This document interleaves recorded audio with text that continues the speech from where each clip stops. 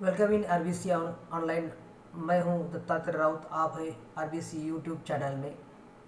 हम आज पढ़ेंगे class 12th biology unit test inheritance and variation, जिनमें समय होगा 60 minutes and marks for this unit test is the 25 marks.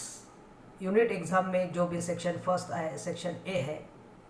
Section A में question number 1, select and write the correct answers. उसमें first MCQs है, occasionally the single gene may express more than one effect, the phenomena is called multiple एलिलिजम्स, मोजेसिज्म्स, प्लेरियोट्रॉपी and पॉलीजीनी। इस option को आपको correct choose करवा के answer book में लिखते समय उसका जो भी अल्फ़ाबेट्स है और उसमें जो भी वर्ड्स लिखा हुआ है उसको भी आंसर बुक में लिखना ज़रूरी होता है। Then second MCQs is the match the column first with the column second. इनमें type of the chromosomes and name of the chromosome, इस प्रकार का MCQs में जो क्वेश्चन पूछा है, टाइप ऑफ द क्रोमोसोम्स उसके डायग्राम्स दिए हुए हैं और नेम ऑफ द क्रोमोसोम जैसे कि एक्रोसेंट्रिक, टेलोसेंट्रिक, मेटासेंट्रिक, सब मेटासेंट्रिक, जो भी इसमें करेक्ट आपको डायग्राम से उस नेम ऑफ द क्रोमोसोम को मैच करवाना है।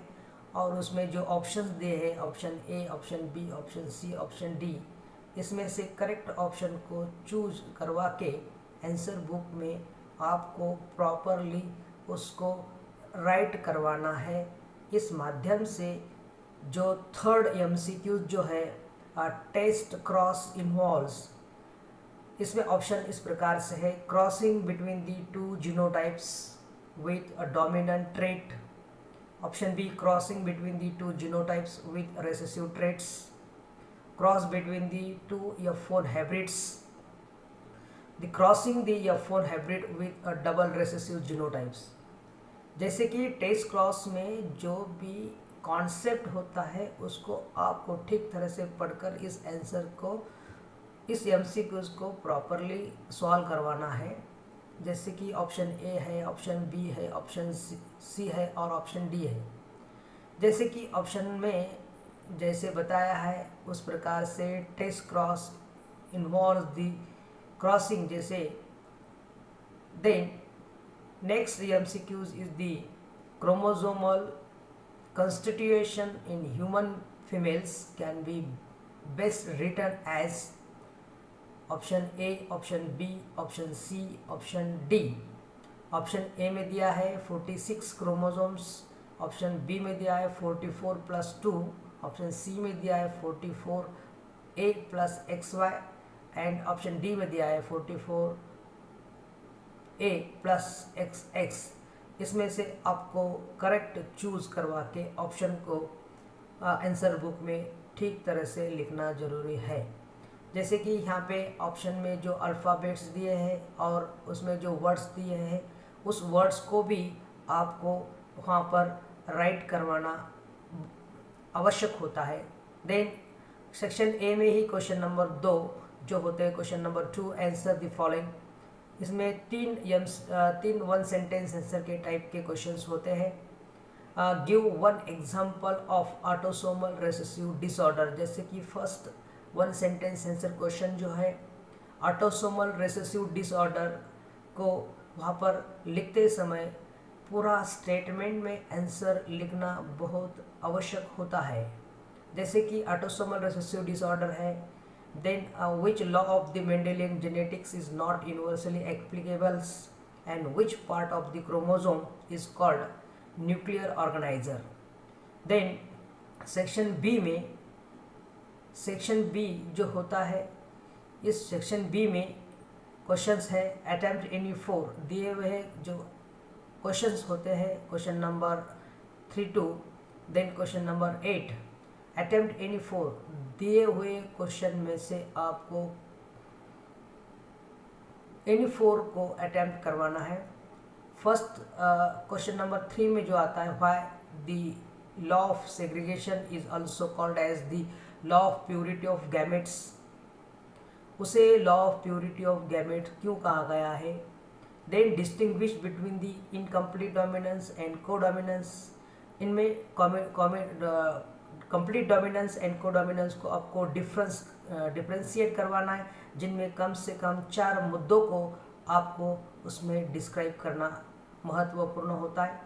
Then question number 5, why Drosophila is most suitable organism for the hybridization experiments. Then question number 6, make a comments on autosomal inheritance. Autosomal inheritance पर आपको comment करवाना है, what is autosomal inheritance. यहाँ पर minimum आपको 4 मुद्दों को 4 पॉइंट को डिस्क्राइब करना बहुत ज़रूरी होता है। Then state monohybrid cross and dihybrid cross statement with example. Monohybrid cross and dihybrid cross के जो स्टेटमेंट है एंड विथ एग्जांपल, इस प्रकार से मोनोहाइब्रिड क्रॉस को एंड डायहाइब्रिड क्रॉस के स्टेटमेंट को half marks and with example that will be have half marks. Question number 8, explain law of dominance with the help of following chart. नीचे दिए गए हुए चार्ट के माध्यम से आपको लॉ ऑफ डोमिनेंस को एक्सप्लेन करवाना है, जैसे कि F1 जनरेशन को parental generation, F1 generation and with the help of the checker boards, इस प्रकार से लॉ ऑफ डोमिनेंस को एक्सप्लेन करवाना है। देन सेक्शन सी में अटेम्प्ट एनी 2 दिए गए हुए क्वेश्चन में से आपको 2 को अटेम्प्ट करवाना है, जैसे कि क्वेश्चन नंबर 9 जो होता है sketch and label structure of X and Y chromosomes.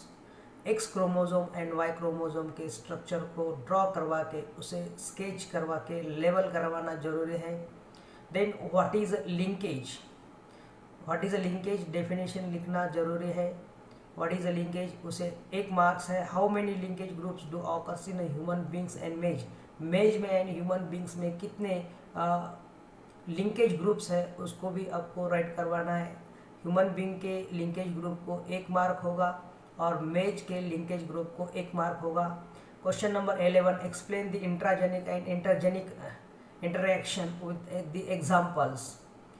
Then section D में इनमें अटेम्प्ट एनी 1 दिए गए हुए प्रश्न के माध्यम से आपको कौन सा भी एक प्रश्न को सॉल्व करना जरूरी है। Attempt any 1 from this section D carry the 4 marks. What is a dihybrid cross, explain with the suitable example and checker board methods. Checker board method के माध्यम से आपको डायहाइब्रिड क्रॉस की definition with the examples, with suitable example, जैसे कि parental generation, F1 generation, F2 generation, checker board, genotypic ratio, phenotypic ratio, सभी जो details मैंने इसमें दिए हैं उसको ठीक तरह से आंसर बुक में लिखना बहुत आवश्यक होता है।